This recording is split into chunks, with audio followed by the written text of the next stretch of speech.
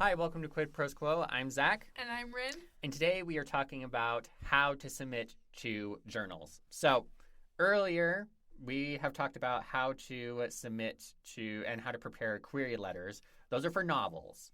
When we're talking about submitting to journals, these are generally short stories. And sometimes poems, right? Yes, short stories, poems, sometimes novel excerpts. It kind of depends on the publication, but you're usually looking at short form fiction.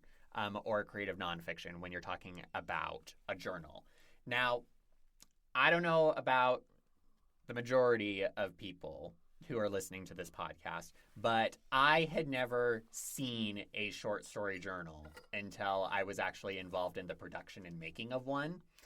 And it turns out that there are a lot of them that are out there in the world. You can find them at your local library, plug for libraries. So these are where you would submit short form. These are one of the places where you would submit short form fiction and creative nonfiction and poetry for publication.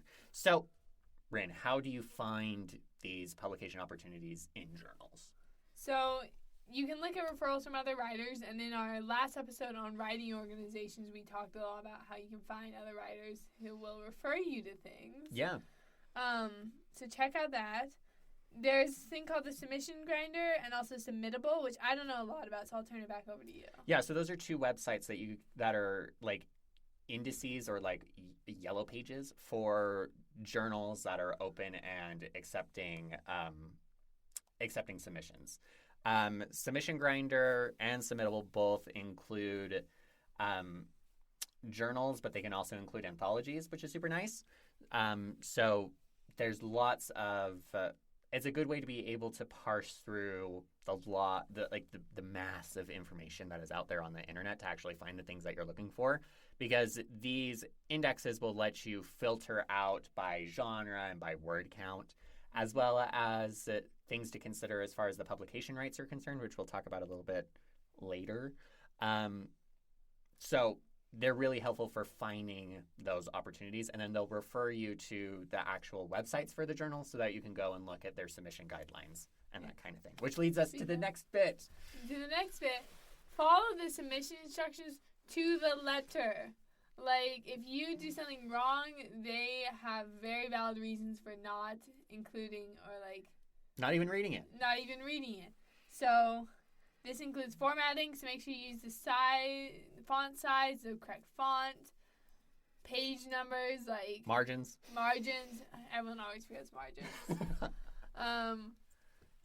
So follow the submission instructions to the letter. Have someone else double check it for you. Like, you want your story to have a chance. Yeah. Along with that, you're going to be reading a lot of jargon when it comes to like the procedure of the journal. So let's talk about that. The first thing that I'm going to mention is the idea of rights. You own the. This is not in the show notes, so I'm going AWOL.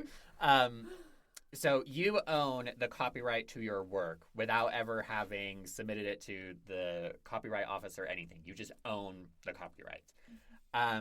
You are able to license parts of your copyright to other people. And journals will generally ask for first-time publication rights, which is just the right to publish digitally or in print your short story for the first time. If there's something that says exclusive, worldwide, irrevocable rights, run. You do not want that. You want to... That also goes for novels. Yes, that's true. You want to hold on to as many rights as possible. So make sure that you look at the rights. Make sure that you're looking at something that is first printing rights. Check to make sure that whether it's digital or if it's print, check to see if it's worldwide or if it's in a particular territory, because what you can do then is that you can then take that short story and go somewhere else. So let's say that you get a short story that's published inside of a journal which only asks for first-time print rights.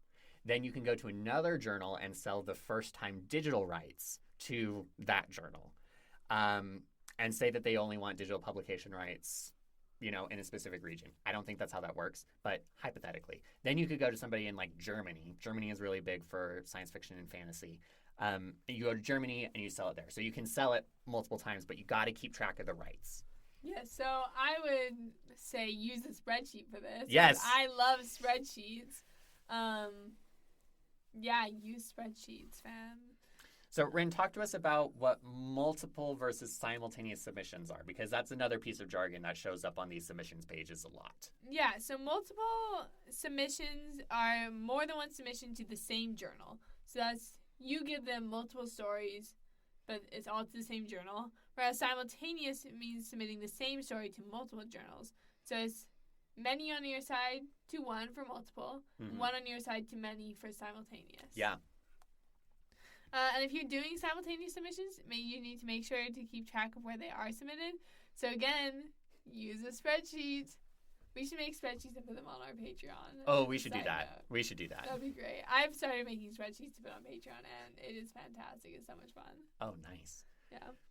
So yeah, use a spreadsheet. I know that the submission grinder does a really good job of tracking things for you. So use the website, use the spreadsheet, and the reason for that is because if it gets accepted at one place, then it is a courtesy to the other people who are considering it to let them know that you're withdrawing the submission. And you want to be kind to editors, because if you're not kind to editors, they will know and they will talk, and then you will not have any friends. Yeah, and it is so important to have friends in this business. Again, refer back to local writing organizations episode. Yep.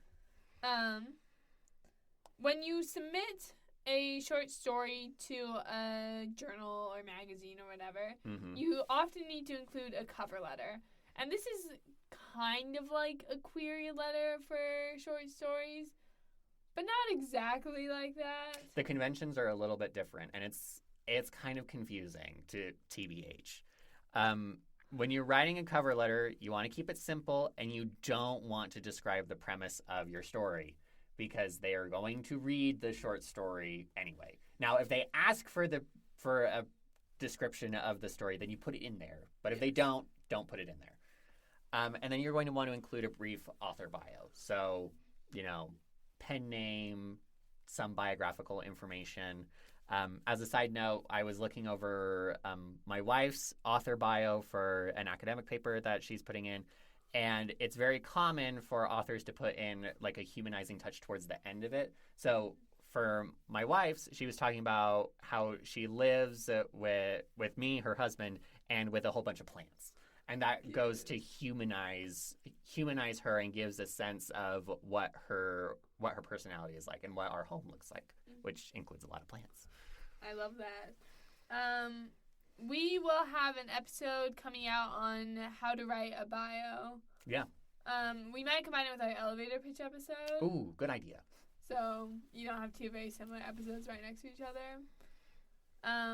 But I think that's all I have for how to submit short stories to journals. Do you have anything else? Just like with querying, don't give up. You are going to get rejected. Collect those rejections. Move forward. Get keep a going. spike if you can. I want a spike so bad. If not, an email inbox is fine if you don't even have a printer to print it out.